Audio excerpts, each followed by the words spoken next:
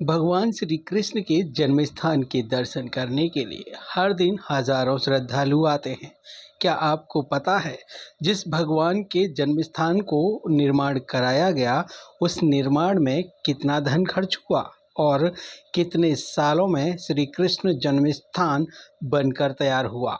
वैसे तो यहाँ लाखों की संख्या में हर महीने श्रद्धालु आते हैं, लेकिन आज हम आपको बताएंगे श्री कृष्ण जन्म स्थान को बनाने में कितना समय लगा। स्थान का निर्माण की जहाँ तक बात है, ये सर्वविदित है। भगवान कृष्ण का प्राकट्य या उनका मानव रूप में जन्म तो आज से 5251 वर्ष पूर्व उनके मामा कंस के राज्यकाल में इस यहाँ कारागार में हुआ था। और उसके उपरांत जब भगवान कृष्ण की लीला संपन्न हो गई और सारा परिवार उनका द्वारका जाकर बस गया, उसके उपरांत उनके प्रपौत्र वज्रनाभ ने ब्रज में आकर भगवान कृष्ण की लीला स्थली और उनके जन्म स्थान की खोज करी और जहाँ प्राकट्य हुआ था कंस के कारागार की जिस कोठरी में, उसको केंद्र में रखकर पहला मंदिर वज्रनाभ ने स्थापित किया।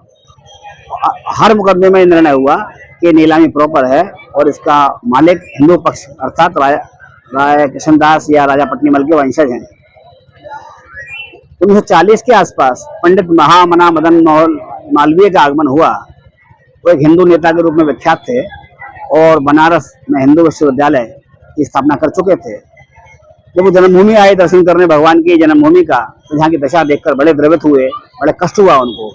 योगी राज की भूमि पर दूसरा धर्म के लोग यानी मुस्लिम लोग काबिज हैं और यहाँ पर भैंस हैं, गंदा पड़ा हुआ है, गोबर पड़ा है, पुराने खंडर पड़े हुए हैं, कोई विकास नाम की चीज नहीं है। उन्होंने पता किया संपत्ति किसकी है, पता लगा बनारस के लोग हैं, राजा पट्नीमल का परिवार। तो उन्होंने संपर्क किया, भाई योगी राज की भूमि है, इसका विकास होना चाहिए। उन लोगों को बड़ी प्रसन्नता हुई।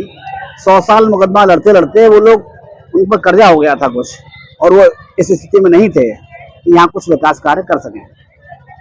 राजा पट्नीमल के वंशजों से मल्लवी जी ने बात की और उन्होंने सारी संपत्ति जो उनके नाम थी वह मालवीय जी के और उनके 2 साथियों के नाम 13,400 रुपए जो उन पर कर्जा हो गया था मात्र, वो लेकर और विक्रय पत्र लिख दिया कि आप इसका विकास करिए। मालवीय जी का ऐसा प्रभामंडल था, ऐसा प्रभाव था, मथुरा के युवाओं में जोश आया। और ये सन 44 की बात है जब ये भूखंड मालवीय जी ने क्रय किया और उनकी इच्छा है भव्य भगवान कृष्ण के स्वरूप के अनुरूप स्मारक बनाने की थी, मंदिर बनाने की थी। मालवीय जी का स्वास्थ्य खराब हो गया और उसके उपरांत उन्होंने बिरला जी से आर्थिक मदद ली थी इसको खरीदने में।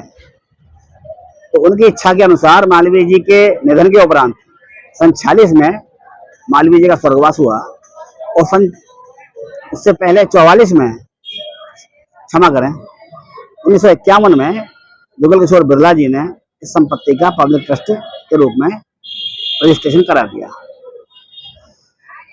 उसके उपरांत सन 53 में अखंडानंद जी सरस्वती जी, तो यहाँ के वृंदावन में उनका आश्रम है, वो हमारे ट्रस्ट के अध्यक्ष थे उस समय।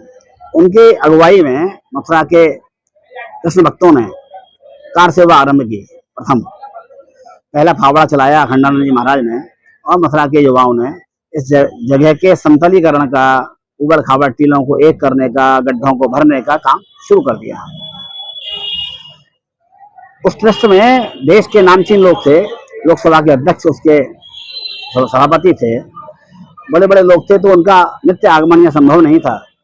तो दिन प्रतिदिन के प्रबंधन के लिए 1958 में एक समिति का गठन किया गया जिसका प्रावधान ट्रस्ट डीड में था। तो श्री कृष्ण जन्म स्थान सेवा संघ के नाम से एक समिति का गठन हुआ और उसमें स्थानीय भक्तगण और एक युवा लोगों को सदस्य बनाया गया और उसके उपरांत विकास का कार्य आरंभ हुआ।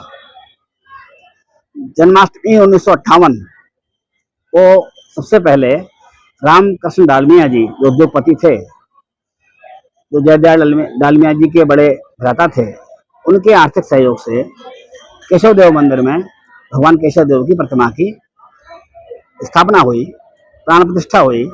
और उस अवसर पर कल्याण के संपादक हनुमान प्रसाद जी पोद्दार पधारे और उन्होंने ये इच्छा प्रकट की कि जो दुर्दिन थे सनातन हिंदू समाज के मुगल काल में या ब्रिटिश काल में, वो समाप्त हो गए हैं। और योगीराज भगवान कृष्ण जिन्होंने गीता का ज्ञान पूरे विश्व को दिया है, उस स्थान पर एक भव्य स्मारक का निर्माण होना आवश्यक है। उसके उपरांत 1962 में जहां ईदगाह के ठीक पीछे जो टीला कृष्ण चबूतरा कहलाता है, यानी उस मंदिर का भाग जो वीर सिंह जी देव ने बनाया था और औरंगजेब ने ध्वस्त किया था, उस स्थान के विकास किया गया। और उसको खोदते समय नीचे के तल पर एक चबूतरा मिला जहां मूर्ति स्थापित रही होगी। तो उसका विकास इंडियन एक्सप्रेस के संस्थापक रामनाथ जी गोयनका के आर्थिक सहयोग से हुआ। सबकी इच्छा थी कि ये सामने जो खड़ा हुआ है कलंक के रूप में मस्जिद का ढांचा, यहाँ भगवान कृष्ण का मंदिर भव्य कैसे बने। तो अनेक कानूनी बाधाओं के कारण से वहां तो संभव नहीं हो पाया।